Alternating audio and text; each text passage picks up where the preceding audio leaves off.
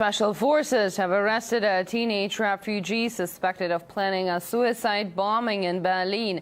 Peter Oliver has been following this story for us from the nation's capital.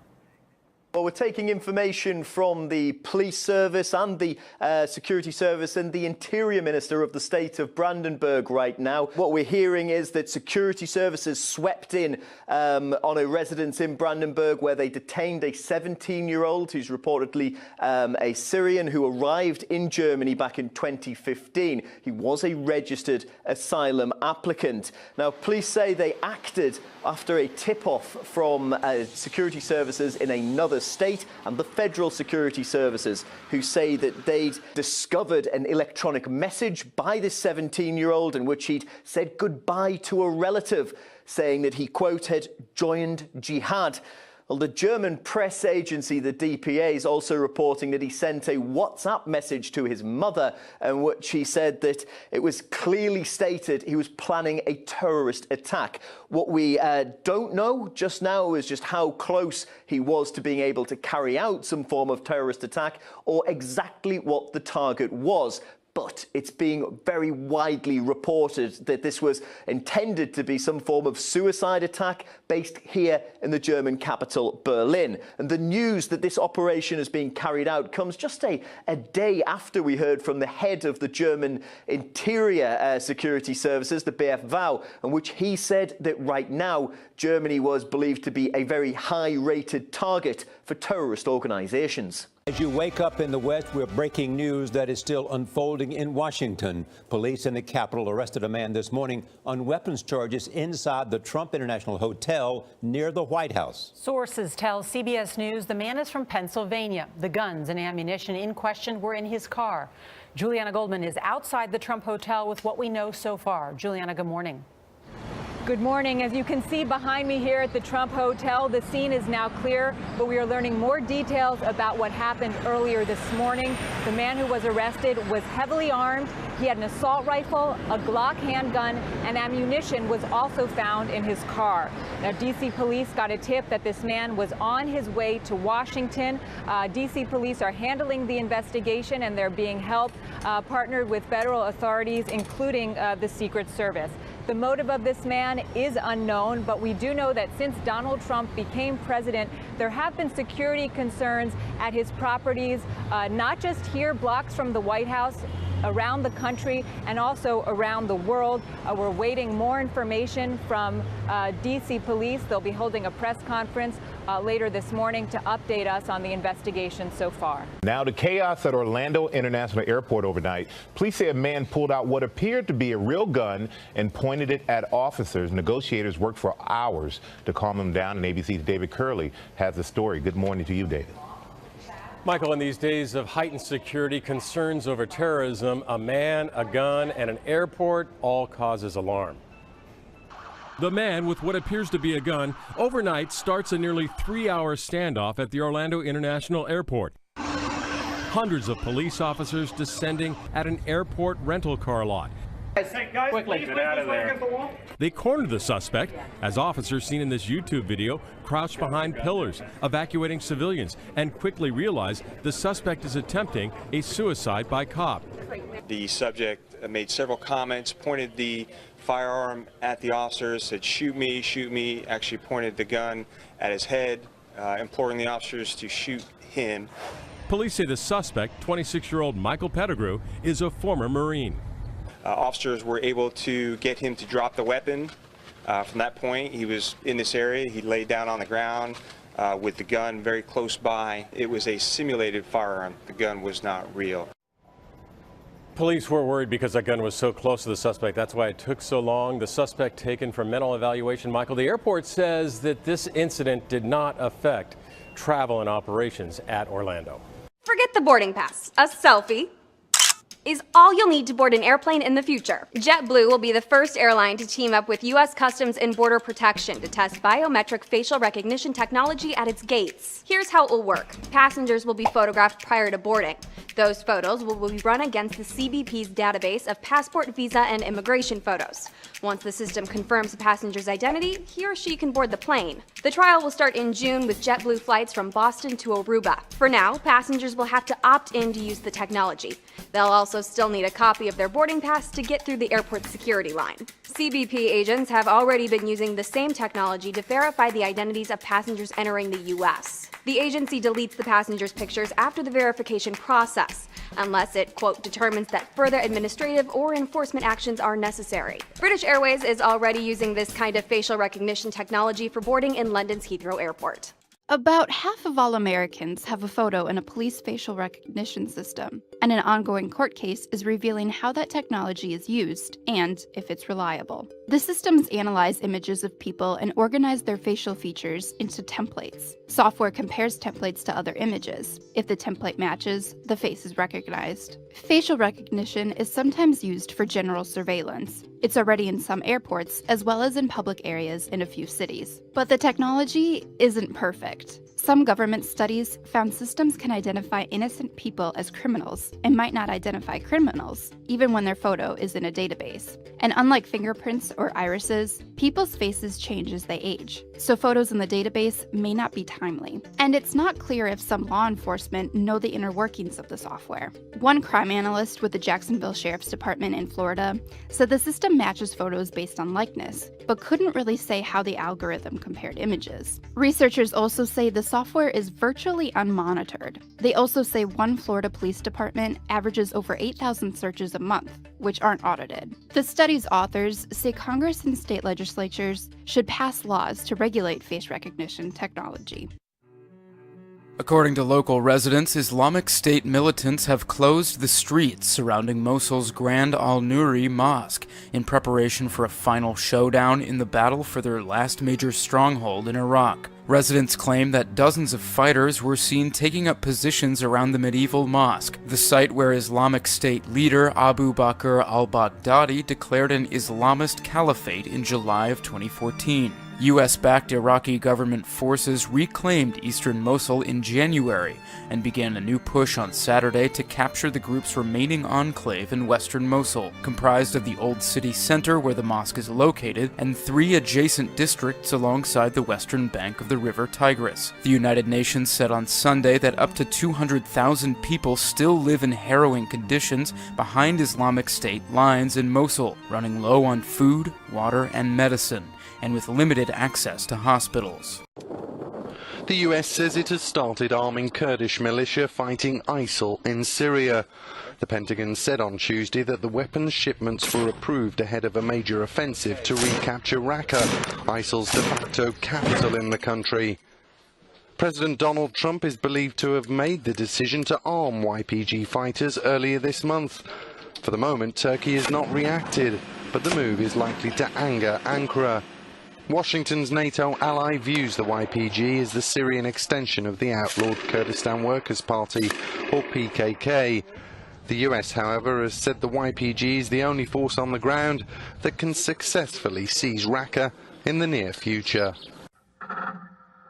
Hatches opened, a blast of flame, and the Caliber cruise missiles arced through the eastern Mediterranean's blue skies. The beginning of their journey, the Russians say, to wreak destruction on ISIL targets near Palmyra. Such sophisticated weaponry is expensive and used rarely in Syria, generally when Russia has a point to prove to the West. Well, they want to show that they have some weapons which can strike from long distances, from the Navy vessels, from their submarines. And that is a kind of a deterrent that Russia can use. You know, okay, we cannot outspend you, we cannot defeat you at the battleground, but we have something that can punish you if you attack us. Hitting ISIL targets near Palmyra has tactical merits for Russia. Until it fell back into ISIL hands in December, helping recapture Palmyra was supposedly one of Russia's biggest military successes in Syria. It's notable Russia's cruise missiles were launched a day after the US displayed missile capabilities of its own. A mock intercontinental ballistic missile was intercepted and destroyed over California. US military commanders say it's a big breakthrough. Now, that US test is widely believed to be a response to North Korea's recent missile launches. But Moscow has long voiced objections to the global positioning of US missile defense systems, and it would have been paying California close attention. The US, Turkey and Israel were warned in advance about Russia's cruise missile strikes. That served the dual purpose of keeping information channels with the region's power brokers open and reminding them Russia has sophisticated missile weaponry it's willing to use unilaterally. The U.S. is pushing for Australia to join in missile defense drills involving South Korea and Japan, aimed at shooting down potential North Korean missiles. According to the Sydney Morning Herald, a leading U.S. congressman has put forward a bill earmarking $15 million for joint exercises between the four countries next year. The Australian government is not believed to have got an official invitation yet, but it would mean another key ally would be brought into the fold in the region's defense against North Korea. Pyongyang has previously threatened Australia with a nuclear strike if it continued to, quote, blindly follow the U.S. South Korea's new president just found out he has a few extra U.S. missile launchers lying around in his country, and he's not happy about it. President Moon Jae-in won his election in early May, just about a week after the U.S. announced 2 THAAD missile defense batteries were up and running in the country. But THAAD systems usually operate with 6 launchers, and Moon recently discovered the other 4 units are already in his country. Moon's administration says no one at Korea's Ministry of Defense told them about the launchers, which haven't been deployed yet. Moon has started an investigation into why he wasn't informed. THAAD's deployment has been highly controversial. It's meant to protect the country from North Korean missiles, but some South Koreans are worried it will provoke China. And Moon isn't keen on anything that widens the rift between North and South Korea. He's called for more diplomatic and economic cooperation between the two estranged nations. Well, meanwhile, in an interview with a French newspaper, President Putin said that it is those who lost elections in the US who are continuing to play the anti-Russia card. RT's Emily Sue has the details on that. Commenting on the ongoing anti-Russia hysteria in the U.S., President Putin said that there is a powerful bureaucracy that is stopping U.S. presidents from making any significant changes to the existing policies, and that includes Donald Trump. Take a listen to what exactly Putin said. The U.S. president is steering a traditional U.S. policy. Of course, we remember that during his election campaign, and also after he was elected and assumed office, President Trump spoke about his intention to normalize the relationship with Russia and said that it cannot be any worse. We remember this. However, we also see and realize that the political situation in the United States is influenced by those who have lost the elections but refuse to accept their defeat, and who continue to use the anti-Russia card and various allegations most actively in the political infighting. Putin went on to say that it's not just Trump who said that he wants to improve relations with Russia. In fact, NATO officials have adopted a similar rhetoric. However, he pointed out there seems to be an inner contradiction of this NATO policy, of on one hand saying that they want to improve relations with Moscow, but on the other, increasing their military spending. He described this as a short-sighted policy for NATO officials to invent a fictional threat from Russia instead of tackling this common security threat of terrorism. And he has urged on all sides to cooperate to tackle this threat together. Lebanon's government banned the new Wonder Woman film from cinemas on Wednesday because an Israeli actress has the lead role, a ministry source and a security official said. The distributor for Warner Brothers in the region said the movie was set to premiere officially in most of Beirut's major cinemas on Wednesday night, after private showings had been held the day prior. Israel fought a month-long war with its Lebanese foe Hezbollah in 2006, and has targeted the Iranian-backed armed group with strikes in Syria in recent years. We have breaking news from the White House. President Trump is telling people close to him that the United States will withdraw from the historic Paris Agreement on climate change. Major Garrett at the White House reports the president has also discussed renegotiating the plan to reduce greenhouse gas emissions with his senior staff. The president refused a request to endorse the climate accord when he met with a group of 7 leaders last week. Former President Barack Obama helped negotiate this Paris deal. Opponents say the agreement would hurt American industries. UN Secretary General Antonio Guterres has spoken of the need to intensify action to combat climate change and implement the measures agreed by nearly 200 nations at the Paris Agreement to limit carbon emissions. And especially the Stern School of Business. If any government doubts the global will and need for these accords, that is reason for all others to unite even stronger and stay the course. His plea comes in the week President Donald Trump is due to make a decision on whether the United States is to remain within the accord, strongly supported by previous President Barack Obama. To date, 147 countries have ratified the agreement to limit global temperature rise to below 2 degrees Celsius. Guterres says the deal is historic, but needs to go further. Fallout continues for Kathy Griffin following the controversial photo shoot of her holding a fake severed head of President Trump. The president responding to the image tweeting, "Kathy Griffin should be ashamed of herself. My children, especially my 11-year-old son Barron, are having a hard time with this. Sick." First Lady Melania Trump also releasing a statement. "As a mother, a wife, and a human being, that photo is very disturbing. Makes you wonder about the mental health of the person who did it." In a statement, Squatty Potty announced it would be cutting its ties with her after less than a month with her as their spokeswoman. But CNN says it is still evaluating whether or not Griffin should continue co-hosting its New Year's Eve coverage with Anderson Cooper. That's outraged Trump's eldest son Don Jr., who tweeted, "Insane what's going on there." Cooper also tweeted saying he was appalled by the image. Even Chelsea Clinton weighed in tweeting, "This is vile and wrong. It is never funny to joke about killing a president."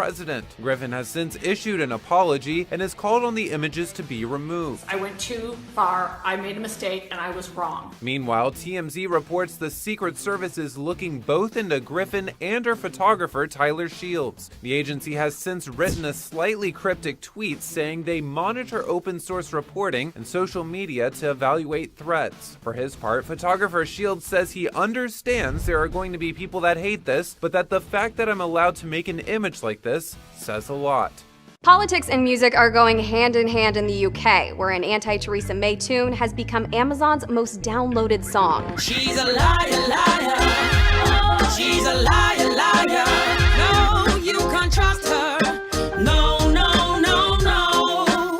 The song's called Liar Liar, and the band, Captain Ska, isn't shy about critiquing Britain's Prime Minister. Liar Liar dropped on Friday. Since then, it's shot up the UK music charts. But the timing is notable for another reason. Britain has a snap election in about a week. The song doesn't go as far as endorsing any left-leaning candidates, but an accompanying video did ask viewers to vote out conservative politicians. Liar Liar's popularity has surged, even though UK radio stations aren't playing it.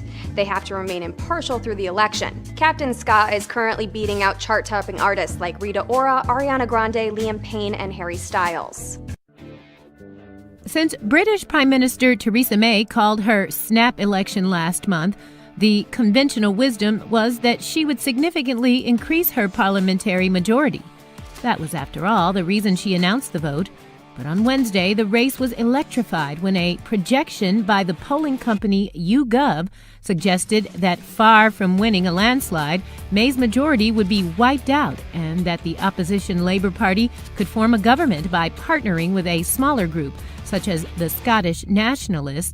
The projection sent shockwaves through Westminster and rattled May's Conservative Party. Indonesia's president calls for the military to play a larger role in combating terrorism.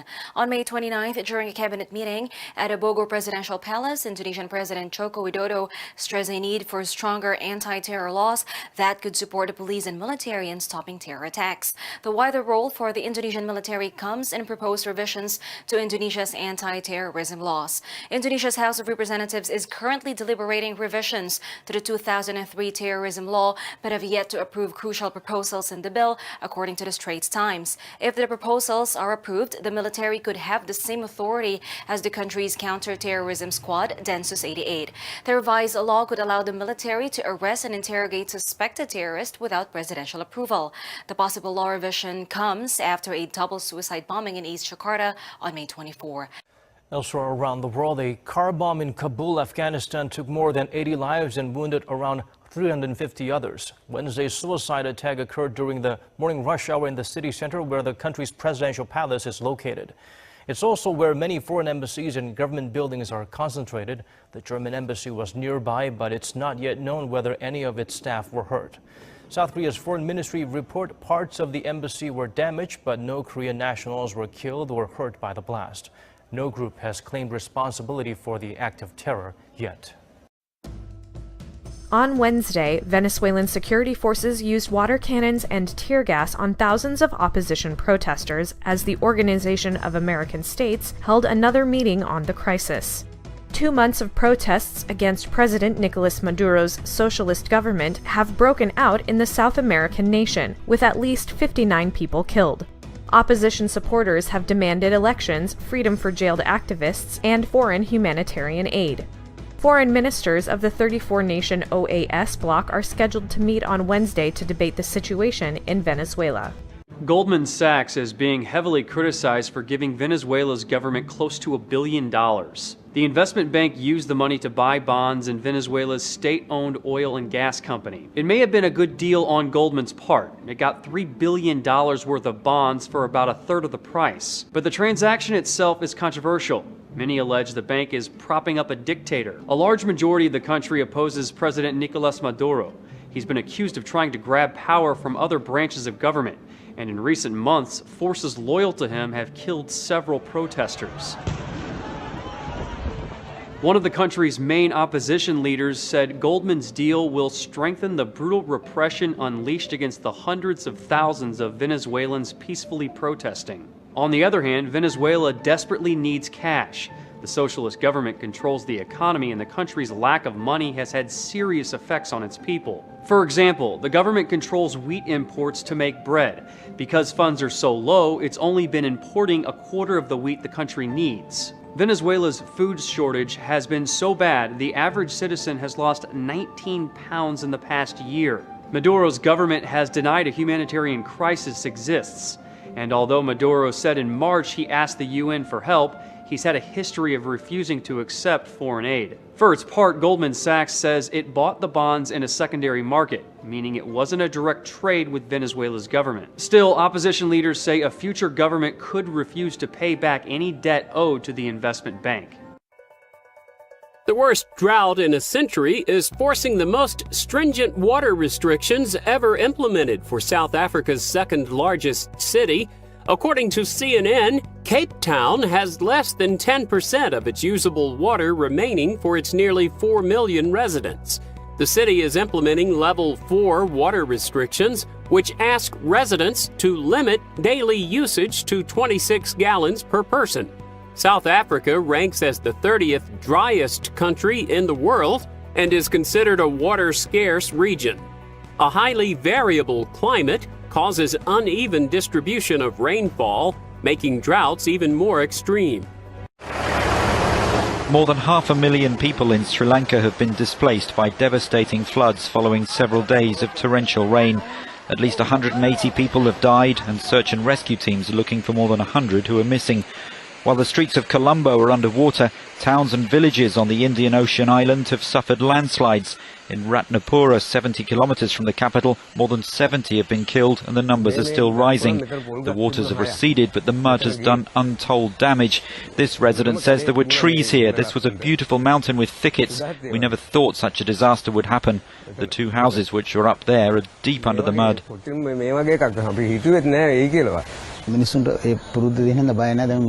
We're used to rains and flooding in our area, but this year it's been unusual, he says. We've never experienced such floods in 70 years in this village.